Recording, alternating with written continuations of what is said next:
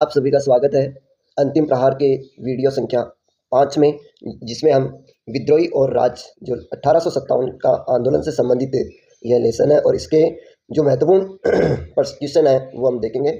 तो first question है 1857 का विप्लव या विद्रोह कहाँ से शुरू हुआ था। तो बहुत इंपॉर्टेंट क्वेश्चन है कि 1857 का जो विद्रोह है वो कहाँ से प्रारंभ हुआ था। तो ये मेरठ से, और मेरठ कहाँ पर है, उत्तर प्रदेश में है। तो याद रखना है, मेरठ उत्तर प्रदेश से ये विद्रोह प्रारंभ हुआ था। और कब प्रारंभ हुआ था? ये हुआ था 10 मई 1857 में। तो 10 मई 1857 में ये विद्रोह प्रारंभ हुआ।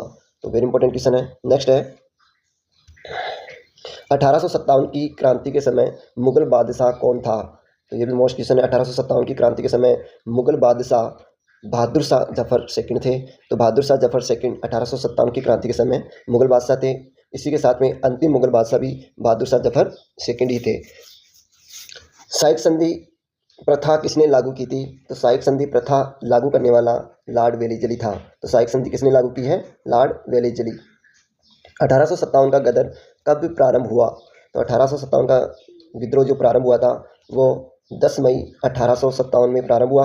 और कहाँ से प्रारंभ हुआ था? यह मेरठ से। तो भारत में सबसे पहले मेरठ उत्तर प्रदेश से प्रारंभ हुआ, और राजस्थान में पूछे तो ये नसीराबाद से प्रारंभ हुआ था। तो राजस्थान में नसीराबाद और भारत में मेरठ। 1857 की क्रांति के समय कानपुर में विद्रोहियों का नेतृत्व किसने किया था। तो कानपुर से विद्रोह का नेतृत्व करने वाला कौन था? नाना साहिब। कानपुर में जो कान में नय आ रहा है तो इस नय से होता है नाना साहब। और नाना साहिब जब इस विद्रोह में पराजित हो गए थे तो ये नेपाल चले गए थे। तो नेपाल चले गए थे कौन? नाना साहब। द रिलीफ ऑफ लखनऊ का चित्रकार कौन था। ये क्वेश्चन भी मोस्ट है। द रिलीफ ऑफ लखनऊ का जो चित्रकार था वो था द रिलीफ ऑफ लखनऊ का चित्रकार कौन था। तो ये है थॉमस जॉन्स बारकर। तो Thomas Jones Barker the relief of Lucknow के चित्रकार थे। नाना साहिब ने 1857 की क्रांति के समय कहाँ निर्वासन काल बिताया। तो वह था नेपाल। तो नेपाल में नाना साहब ने निर्वासन काल बिताया। और ये कहाँ से क्रांति का नेतृत्व कर रहे थे? कानपुर से। तो नाना साहब ने कानपुर से नेतृत्व किया, लेकिन निर्वासन काल नेपाल में बिताया। 1857 की क्रांति के समय भारत में गवर्नर जनरल कौन थे। तो ये थे अपने लॉर्ड कैनिंग। तो 1857 की क्रांति किस गवर्नर जनरल के समय हुई? लॉर्ड कैनिंग के समय। और मुगल बादशाह कौन थे? बहादुर शाह जफर। बहादुर शाह जफर सेकंड। तो बहादुर शाह जो जफर सेकंड है उनके समय ये विद्रोह हुआ था, लेकिन गवर्नर जनरल लॉर्ड कैनिंग थे। अंग्रेजों द्वारा अवध को कब अधिग्रहण किया गया था। तो अंग्रेजों ने अवध को ब्रिटिश राज्य में कब मिलाया था? 1856 में। और ये कुशासन का आरोप लगाकर इसको हड़प लिया था। तो अवध पर कुशासन का आरोप लगाकर लॉर्ड डलहौजी ने इसको हड़प लिया था। 1857 की क्रांति के समय अवध का नवाब कहाँ निर्वासित था। तो इसका आंसर है कलकत्ता में। तो कलकत्ता में अवध के नवाब को निर्वासित किया गया था। तो नेक्स्ट है अवध में 1857 की क्रांति का नेतृत्व किसने किया। तो ये अवध उत्तर प्रदेश में है। तो अवध में 1857 की क्रांति का नेतृत्व हजरत महल के द्वारा किया गया। तो अवध या लखनऊ, क्वेश्चन आ जाए अवध या लखनऊ से, बेगम हजरत महल के द्वारा क्रांति का नेतृत्व किया गया था। जबकि रानी लक्ष्मीबाई झांसी से क्रांति का नेतृत्व कर रही थी। तात्या टोपे ग्वालियर से या अपने राजस्थान में भी इस क्रांति के दौरान नेतृत्व किया। और बख्त खां जो दिल्ली से क्रांति का नेतृत्व कर रहे थे। अवध में साइक संधि कब लागू हुई? वेरी इंपॉर्टेंट क्वेश्चन है। अवध में साइक संधि कब लागू हुई थी? ये हुई थी 1801 में। और साइक संधि के जो जनक थे वो कौन थे?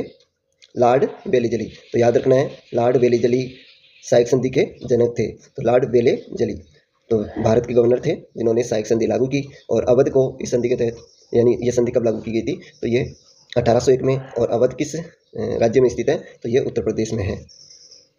कुंवर सिंह का संबंध 1857 की क्रांति के दौरान कहाँ से था? तो ये भी मोस्ट क्वेश्चन है। कुंवर सिंह जो 1857 की क्रांति के प्रमुख नेतृत्वकर्ता भी थे, तो ये आरा बिहार से थे। तो आरा जगदीशपुर जिला बिहार। तो आरा जो बिहार है, यहाँ से क्रांति का नेतृत्व कौन कर रहे थे? कुंवर सिंह। नेक्स्ट क्वेश्चन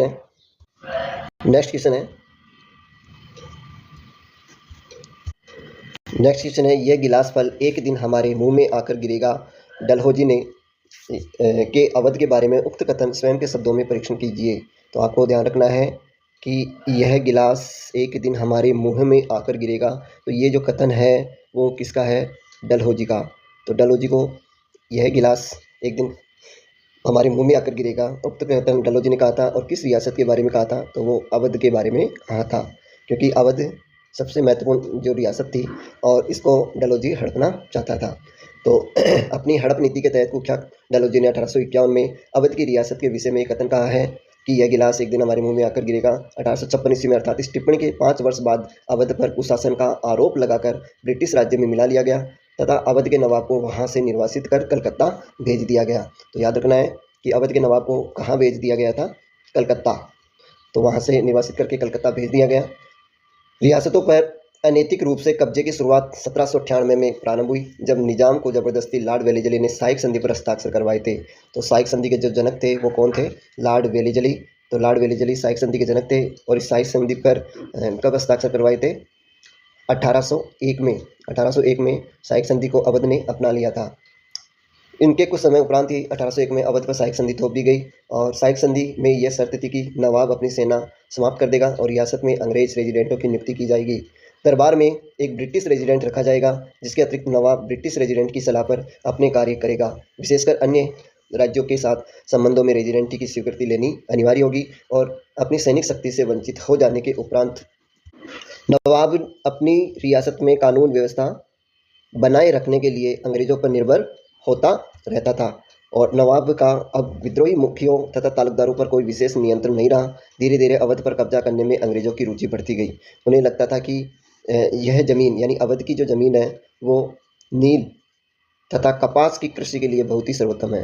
तो ये वाला पॉइंट आपको याद रखना है। अवध की ज़मीन नील और कपास की कृषि के लिए बहुत ही सर्वोत्तम है तथा इस क्षेत्र में एक बड़े बाजार के रूप में विकसित किया जा सकता है। तो इसीलिए लॉर्ड डलहौजी ने अवध रियासत को हड़पने के लिए ये। नेक्स्ट क्वेश्चन है, अवध के अधिग्रहण से अवध की जनता पर क्या प्रभाव पड़ा? तो अवध के अधिग्रहण से अवध की जनता पर बहुत अधिक गहरा प्रभाव पड़ा। शासन के विरुद्ध हो गई, क्योंकि नवाब के हटने से दरबार और उसकी संस्कृति नष्ट हो गई। संगीतकारों, नर्तकों, कवियों, कारीगर, बावर्ची, नौकरों, सरकारी कर्मचारियों के साथ साथ अनेक लोगों की रोजी रोटी समाप्त हो गई। अवध में मुस्लिम आबादी ज़्यादा होने की वजह से उत्तर भारत में मुसलमानों ने अंग्रेजों को साम्राज्य छीनने वाला माना और अवध के अधिग्रहण से आर्थिक नुकसान, सामाजिक अशांति और राजनीतिक अस्थिरता ने अवध के लोगों पर गहरा असर डाला और इस क्षेत्र को अंग्रेजों द्वारा किए गए नुकसान से उबरने में कई वर्ष लग गए थे। तो वेरी इंपॉर्टेंट क्वेश्चन है, अवध को अधिग्रहण जो किया गया था वो 1856 में और वहाँ के जो नवाब थे वाजिद अली शाह है। तो अवध के नवाब कौन थे उस समय? वाजिद अली शाह है। इनको वहाँ से निर्वासित किया गया और कलकत्ता भेज दिया गया। तो जब वाजिद अली शाह को अवध से निर्वासित किया गया था और वो अवध को छोड़कर कलकत्ता जा रहे थे, उस समय अवध के बारे में कहा है कि शहर की काया बेजान थी और देह से जान जा चुकी थी। तो शहर की काया बेजान थी, तो ये किस रियासत के बारे में कहा है? तो वो अवध रियासत है, याद रखना। और क्यों कहा था? राजा जब अवध छोड़कर कलकत्ता निर्वासित किया जा रहा था और राजा को पीछे पीछे अवध की जनता भी गई थी और काफ़ी गमगीन माहौल था। तो ये कारण क्यों रहा? क्योंकि कवि, कारीगर, बावर्ची, नौकरी, इनकी सबकी रोजी रोटी समाप्त हो चुकी थी। तो इसलिए ये वेरी इंपॉर्टेंट क्वेश्चन बनता है। नेक्स्ट क्वेश्चन है, साइक संधि क्या थी एवं किसने लागू की थी? तो बहुत इंपॉर्टेंट क्वेश्चन है साइक संधि से। और साइक संधि के जो जनक थे वो लॉर्ड वेलेजली थे। तो साइक संधि के जनक कौन थे? Lord Wellesley. और अवध को इस संधि के तहत कब साइक संधि अधिग्रहण की थी? 1801 में। तो लॉर्ड वेलेजली इस संधि के जनक थे। 1798 में लॉर्ड वेलेजली द्वारा देशी राज्यों को हड़पने के लिए एक संधि का प्रारूप निर्मित किया गया। तो याद रखना है, साइक संधि का प्रारूप किसने तैयार किया था? तो वह है लॉर्ड वेलेजली 1798 में। और साइक संधि के प्रमुख बिंदु निम्नलिखित थे। संधि करने वाले राज्य को एक ब्रिटिश सैनिक रेजिडेंट अपने यहाँ रखनी होती थी और सैनिक रेजिडेंट का व्यय साइक संधि करने वाला राज्य को ही वहन करना होता था। तो देखो वेरी इंपॉर्टेंट क्वेश्चन है, इस संधि के तहत जो राज्य को एक ब्रिटिश सैनिक रेजिडेंट अपने यहाँ रखनी होती थी और इसका जो व्यय है यानी इस रेजिडेंटी पर जो खर्चा होएगा वो साइक संधि के तहत कौन वहन करेगा? राज्य। तो राज्य को वहन करना होता था। संधि करने वाला राज्य न तो किसी और शासक के साथ संधि कर सकेगा और न ही अंग्रेजों की अनुमति के बिना किसी युद्ध में हिस्सा ले सकेगा। यानी कोई भी संधि करनी हो या युद्ध करना हो तो ये अंग्रेजों की अनुमति के साथ ही करना पड़ेगा। तो ये भी आपको याद रखना है। संधि करने वाले राज्य की बाहरी और आंतरिक चुनौतियों से अंग्रेज रक्षा करेंगे। तो इस प्रकार ये साइक संधि थी 1798 में लॉर्ड वेलेजली के द्वारा लागू की गई। 1857 की क्रांति के दौरान विद्रोहियों में आपसी संचार के क्या माध्यम थे? तो 1857 की क्रांति जब हुई थी तो इसमें जो विद्रोही थे उनको आपस में जोड़ने के लिए यानी आपसी संचार के क्या क्या माध्यम थे? तो वेरी इंपॉर्टेंट है रोटी और कमल। तो पहला रोटी और कमल है के माध्यम से संदेश यानी जो गांव-गांव तक पहुंचाए गए विभिन्न छावनियों में सैनिक या उनके संदेशवाहक विद्रोह का संदेश देने के लिए एक स्थान से दूसरे स्थान पर जा रहे थे और सामूहिक से निर्णय लेने के लिए देशी अधिकारियों की पंचायतें आयोजित की जा रही थी। सैनिक एक साथ बैठकर आगे की कार्रवाई के बारे में निर्णय लेते थे। पार्टी नेटिव इन्फेंट्री ने अंग्रेजों पर आक्रमण करने के लिए अवध मिलिट्री पुलिस से सहायता प्राप्त करने का प्रयास किया। तो इस प्रकार से ये संचार के माध्यम थे रोटी और कमल। एक क्वेश्चन और बन जाता है, 1857 की जो क्रांति थी वो एक सुनियोजित संग्राम था। तो ये सही है, ये विद्रोह सुनियोजित था। और क्यों था? क्योंकि इस क्रांति की रूपरेखा पहले से ही तैयार की गई थी और क्रांति प्रारंभ करने की जो तारीख रखी थी 31 मई को, लेकिन क्रांति प्रारंभ हो गई उससे पहले ही 10 मई को। तो याद रखना, एक सुनियोजित संग्राम थी 1857 की क्रांति या विद्रोह। नेक्स्ट क्वेश्चन है, अफवाहों और भविष्यवाणियों ने 1857 के गदर को किस प्रकार प्रभावित किया? तो 1857 के गदर जो विद्रोह हुआ था उसको अफवाहों और भविष्यवाणियों ने किस प्रकार प्रभावित किया? तो यहाँ इस विद्रोह में अफवाह और भविष्यवाणियों का भी महत्वपूर्ण योगदान रहा। तो इनमें से चर्बी वाले कारतूसों का प्रयोग होना। तो चर्बी वाले जो कारतूस थे ये 1857 की क्रांति का तात्कालिक कारण है। वेरी इंपॉर्टेंट क्वेश्चन है, 1857 की क्रांति का तात्कालिक कारण क्या था? वो चर्बी वाले कारतूस थे। क्योंकि ये जो अफवाह थी, यानी मेरठ से दिल्ली जाने वाली जो विद्रोही सैनिकों ने बहादुर शाह को बताया कि उन्हें एनफील्ड राइफल में चलाने हेतु कारतूस दिए गए थे। तो ये नई राइफल आई थी एनफील्ड राइफल, और इसी एनफील्ड राइफल में ये चर्बी वाले कारतूसों का प्रयोग किया जा रहा था।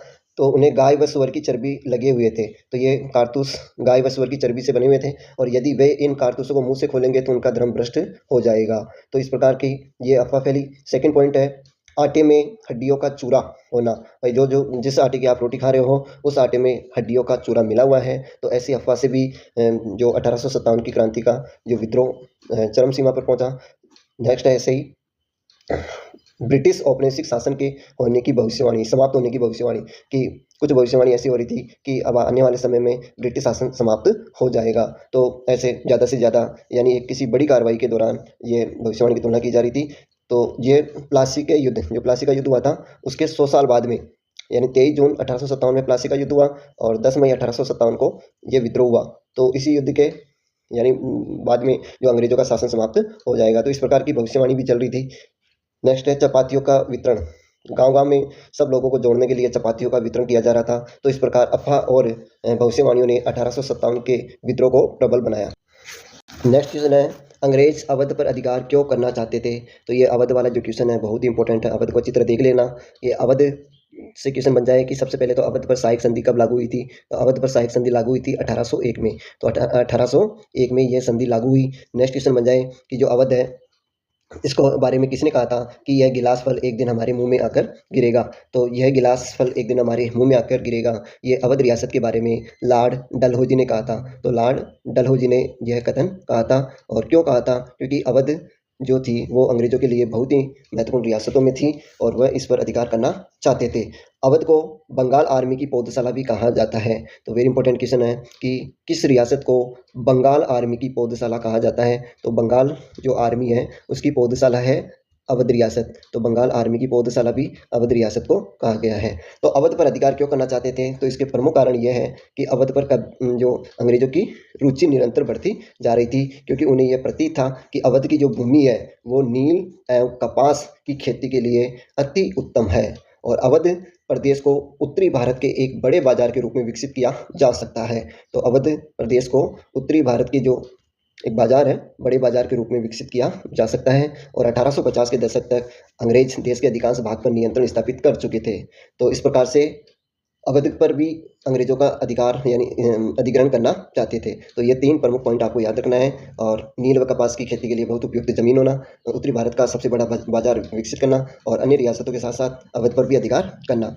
तो वेरी इंपॉर्टेंट। नेक्स्ट क्वेश्चन है, 1857 की क्रांति को भड़काने में धार्मिक कारणों का उल्लेख कीजिए। तो धार्मिक कारण कौन कौन से थे जो 1857 की क्रांति को भड़काने में महत्वपूर्ण रहे? तो सबसे पहले जो 1813 में ईसाई मिशनरी, जो ईसाई धर्म का प्रचार करने वाले होते हैं उनको ईसाई मिशनरी कहा जाता है। तो इन मिशनरियों ने भारत में कार्य करने की इजाज़त दी गई थी और ये भारत में आकर अपने ईसाई धर्म का प्रचार करने लग गए थे। तो काफ़ी भारतीयों को लालच देकर इन्होंने ईसाई भी बनाया। तो भारतीयों को ईसाई मिशनरियों ने भारतीयों को लालच देकर क्या बनाना प्रारंभ कर दिया? ईसाई बनाना प्रारंभ कर दिया। लॉर्ड विलियम बेंटिंक ने सती प्रथा सहित अनेक सामाजिक सुधार करवाई, जिससे भारतीयों ने समझा कि ये हमारे धर्म के विरुद्ध माना। तो भारतीयों को लगा कि ये तो हमारे धर्म के विरुद्ध ये कार्य कर रहे हैं, हमारी जो रीति रिवाज है, सती प्रथा है, सामाजिक सुधार है, उनको ये समाप्त कर रहे हैं। तो ये भी कारण प्रमुख बना। नेक्स्ट, अंग्रेजी शिक्षा का प्रचार प्रसार भी इस विद्रोह का कारण बना। या अंग्रेजों ने अंग्रेजी शिक्षा का प्रचार प्रसार किया, भारतीयों को अंग्रेजी लागू कर दी, जो इस विद्रोह का प्रमुख कारण बना। ईसाई धर्म प्रचारक अपने धर्म का प्रचार करने के साथ साथ हिंदू धर्म ग्रंथों की निंदा भी करते थे। तो ईसाई धर्म के जो प्रचारक थे, ईसाई मिशनरी, वो अपने धर्म का प्रचार कर रहे थे और साथ साथ में जो हिंदू धर्म है उनके ग्रंथों की निंदा करते थे, जिससे हिंदुओं में अत्यधिक जो असंतोष व्याप्त हुआ। अनेक हिंदू जो सिपाही थे समुद्र मार्ग से दूसरे देश भेजे जाते थे। तो हिंदू सिपाहियों को समुद्र मार्ग से दूसरे देशों में भेजा जाने लगा और इस प्रकार जो हिंदुओं को समुद्र की यात्रा करना अपवित्र मानते थे, जिससे भी सैनिकों में अत्यधिक असंतोष व्याप्त हुआ।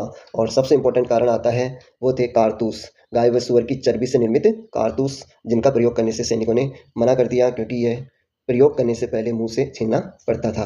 जो परत सिपाही छीलते थे वे गाय व सुअर की चर्बी से बने होते थे और यह बात सिपाहियों को धर्म विरुद्ध लगी और इसी घटना के बाद यानी जो 1857 की क्रांति के विद्रोह की नींव रखी। तो तात्कालिक कारण क्या था? गाय व सुअर की चर्बी वाले कारतूसों का प्रयोग, और इसका सबसे पहले विरोध किया था मंगल पांडे ने। तो याद रखना है, मंगल पांडे ने सबसे पहले गाय व सुअर की चर्बी वाले कारतूसों का प्रयोग किया बैरकपुर छावनी में।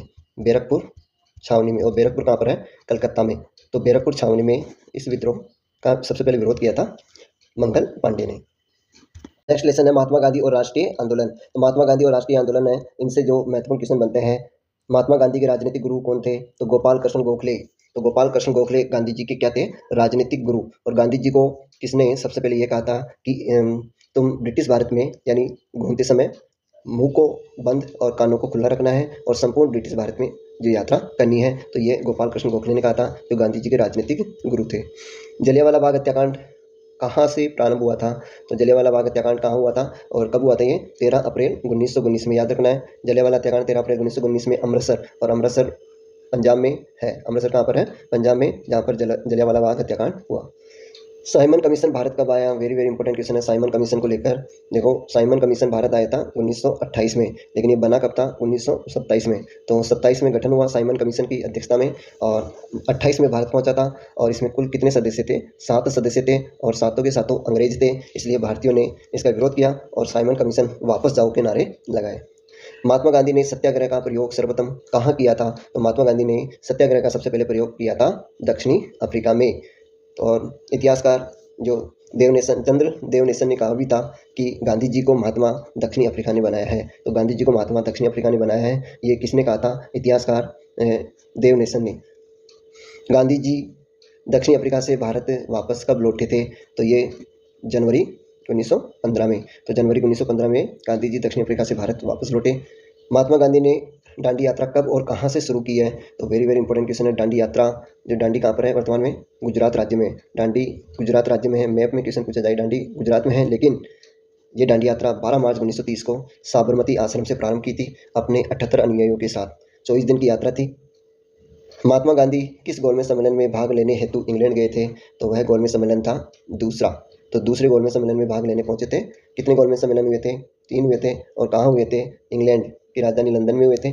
और 1930, 1931, 1932। तो गांधी जी गए थे 1931 में, जो दूसरा गोलमेज सम्मेलन था।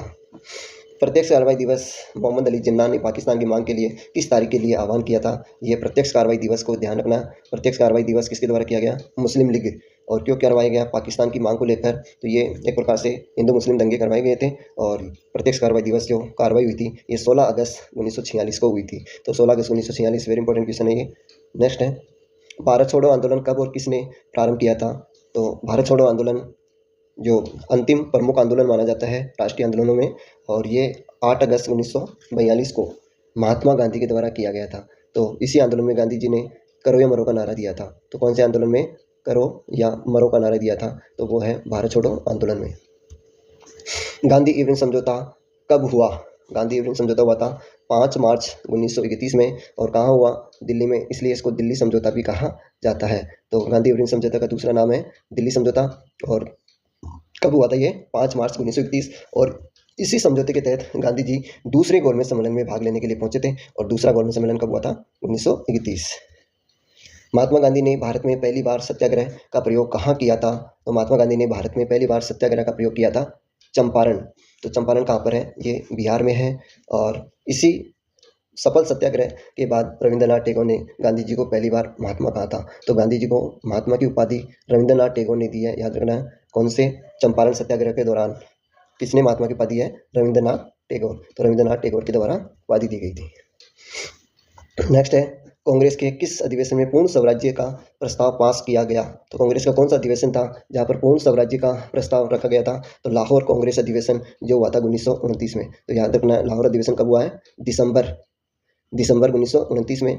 और इस अधिवेशन की अध्यक्षता पंडित जवाहरलाल नेहरू ने की थी। तो पंडित जवाहरलाल नेहरू के द्वारा इस अधिवेशन की अध्यक्षता की गई थी। तो वेरी इंपॉर्टेंट क्वेश्चन है। नेक्स्ट क्वेश्चन है, क्रिप्स मिशन भारत कब आया?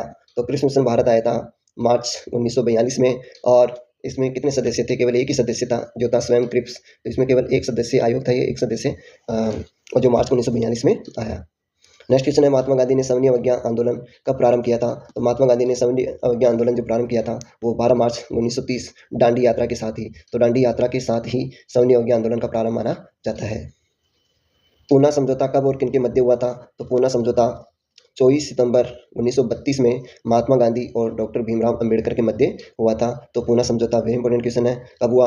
24 सितंबर 1932 में। किनके बीच में हुआ? महात्मा गांधी और भीमराव अंबेडकर के बीच में।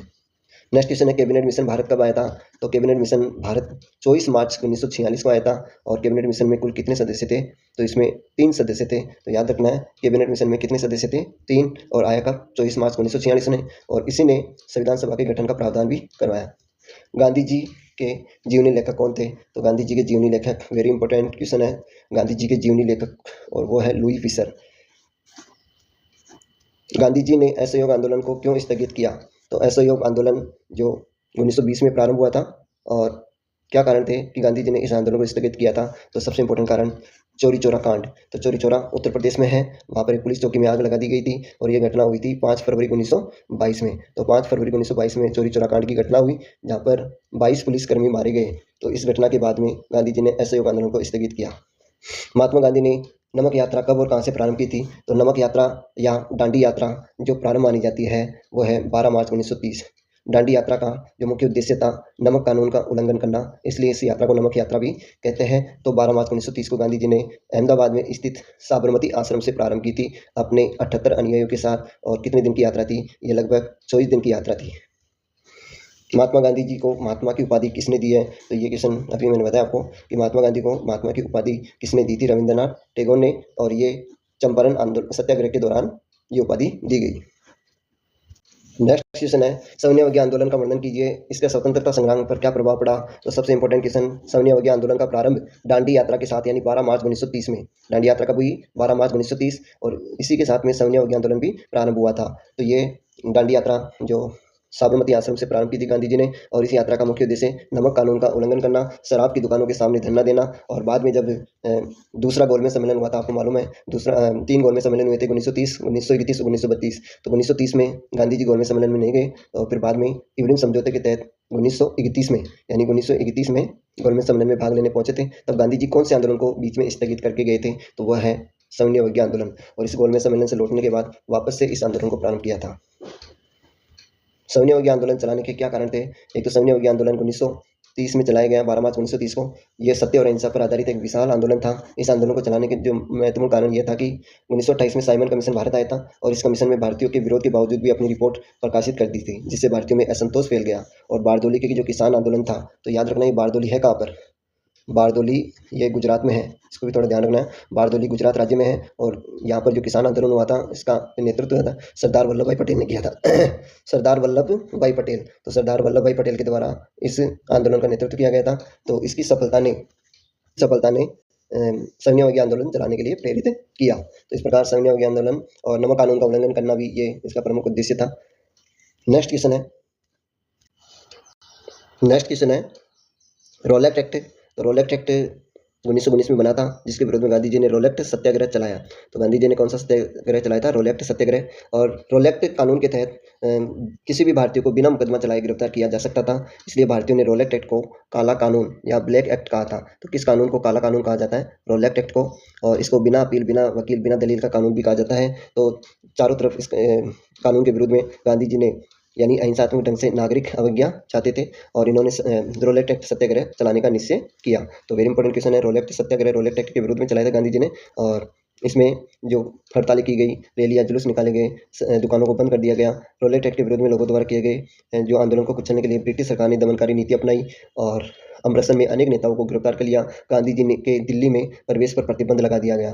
तो 10 अप्रैल 1919 को अमृतसर में रोल एक्ट के विरोध में एक शांतिपूर्ण जुलूस निकाला गया, और इस पुलिस ने इस शांतिपूर्ण जुलूस पर गोलियां चलाई गई। और ब्रिटिश सरकार को इस दमनकारी कदम के लिए विरोध में उत्तेजित होकर लोगों ने बैंकों, डाकों व रेलवे स्टेशन हमला कर दिया, जहां पर ऐसी स्थिति में ब्रिटिश सरकार ने अमृतसर में मार्शल लॉ कानून लागू किया, और जनरल डायर ने सेना की एक कमान संभाली थी। लेकिन 13 अप्रैल 1919 को अमृतसर के जलियांवाला बाग में एक वार्षिक मेले का आयोजन किया गया, जिसमें अनेक लोग इस एक्ट का शांतिपूर्ण विरोध करने के लिए एकत्रित हुए।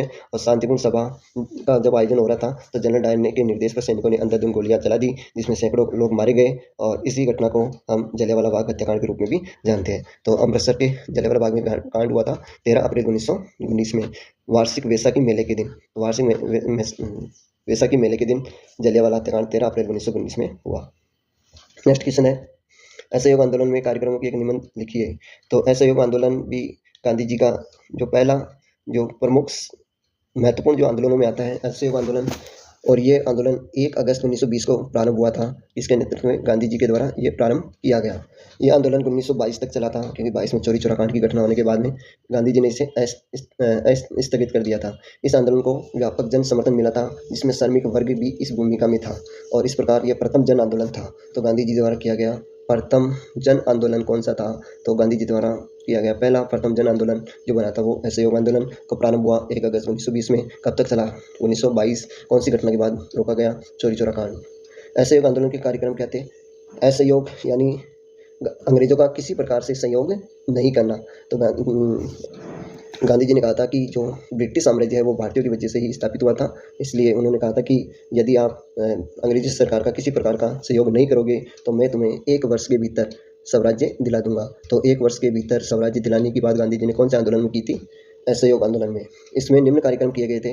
विदेशी वस्त्रों का बहिष्कार करना, वेरी इंपॉर्टेंट क्वेश्चन है। असहयोग आंदोलन में सबसे पहले विदेशी वस्त्रों का बहिष्कार किया गया, अंग्रेजों की जो नौकरियों को पूर्ण रूप से बहिष्कार किया गया, यहाँ तक कि वकीलों ने अदालतों का बहिष्कार किया, छात्र छात्राओं ने स्कूलों का बहिष्कार किया, जो गवर्नमेंट स्कूल थी स्कूलों का बहिष्कार किया गया, और सभी सरकारी सभा सम्मेलनों व उत्सवों का पूर्ण रूप से बहिष्कार किया गया। सरकारी न्यायालयों का पूर्ण रूप से बहिष्कार करना, सरकारी जो अदालती न्यायालय थे उनका भी क्या किया गया? बहिष्कार किया गया। याद रखना है, सरकारी न्यायालयों का बहिष्कार किया गया, सरकारी शिक्षण संस्थाओं का बहिष्कार किया गया, और सरकारी उपाधियों को त्याग दिया गया। यहाँ तक कि गांधी जी ने भी अपनी कौन सी उपाधि लौटाई थी? केसर ए हिंद। तो ये अंग्रेजों के द्वारा दी गई थी केसर ए हिंद की उपाधि, केसर ए हिंद। तो ये उपाधि भी गांधी जी ने अंग्रेजों को कौन से आंदोलन में लौटा दी थी? असहयोग आंदोलन में। सरकार को किसी प्रकार का कोई कर नहीं देना है, सैनिकों व सिपाहियों द्वारा सरकारी सेवाएं त्यागना, हाथों से होने वाली कताई बुनाई को बढ़ावा देना, अस्पृश्यता का अंत करने की कोशिश करना, हिंदू मुस्लिम एकता को बढ़ावा देना। तो हिंदू मुस्लिम एकता को बढ़ावा देना ये भी जो असहयोग आंदोलन का मुख्य जो कारण था।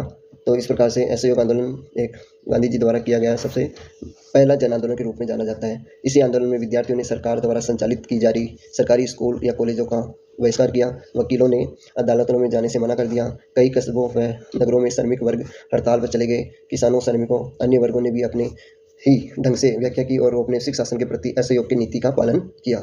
गाँव में भी आंदोलन के प्रति लोगों में भारी जोश था, और उत्तरी आंध्र की पहाड़ी में जनजातियों ने कानूनों की अवहेलना की गई। तो इस प्रकार से असहयोग आंदोलन में जो पूरी जनता का सहयोग रहा, इसलिए इसको जन आंदोलन के रूप में जाना जाता है। नेक्स्ट क्वेश्चन है, महात्मा गांधी एक जन नेता थे, वर्णन कीजिए। तो गांधी जी एक जन नेता के रूप में थे, इसका वर्णन करना है आपको। और जैसे पहला पॉइंट है, गांधी जी ने अंग्रेजों के विरुद्ध आज़ादी की लड़ाई लड़ी और गरीबों के हक के लिए भी आवाज़ उठाई। उन्होंने अहिंसक विरोध के माध्यम से अत्याचारों का विरोध किया। उन्होंने राष्ट्रीय आंदोलन को जन आंदोलन में परिणत किया, और यह व्यावसायिकों और बुद्धिजीवियों का आंदोलन न रहकर हजारों श्रमिक, कारीगर और किसानों और आम जनता का आंदोलन बन गया। गांधी जी ने अपने राष्ट्रवादी संदेश का संचार अंग्रेजी भाषा के स्थान पर मातृभाषा में किया था। गांधी जी द्वारा जो गांधी जी नारी सशक्तिकरण के समर्थक थे। उन्होंने नारियों की राष्ट्रीय आंदोलन में शामिल होने, चरखा चलाने, खादी का प्रचार-प्रसार करने और शराब का विरोध करने की प्रेरित किया। यहाँ गांधी जी के साथ सरोजिनी नायडू ने भी जो कई महिलाओं का सहयोग गांधी जी को इस आंदोलन में मिला। गांधी जी ने समाज सुधार के कार्यों पर बहुत अधिक बल दिया, जिन्होंने साबरमती आश्रम में स्वयं अपने हाथों से कार्य किया। हरिजन सेवक पत्र के माध्यम से अहिंसा प्रथा के विरुद्ध संवाद किया। तो हरिजन जो पत्र है वो समाचार पत्र किसका था? गांधी जी का। और जब देश में धार्मिक घृणा एवं उन्माद फैला हुआ था तो उसमें कई बार आमरण अनशन भी किया। दंगाग्रस्त इलाकों के दौरान कई कर शांति की स्थापना की। उन्होंने चरखा चलाने के लिए स्वदेशी वस्त्रों का प्रयोग किया, विदेशी वस्त्रों का बहिष्कार किया, दलितों का उद्धार किया, स्वयं साधारण वस्त्र पहनते थे और सामान्य लोगों की तरह रहते थे। जन सामान्य की भाषा का प्रयोग करने आदि पर बल दिया। इनके नेतृत्व में भारत के विभिन्न राज्यों में कांग्रेस की नवीन शाखाएं खोली गई। देशी राज्यों में प्रजामंडलों की स्थापना की गई। गांधी जी अन्य नेताओं की तरह सामान्य जन समूह से अलग खड़े नहीं होते थे, बल्कि उनमें घुल मिल जाते थे। तो इस प्रकार गांधी जी एक जन नेता के रूप में जाने गए।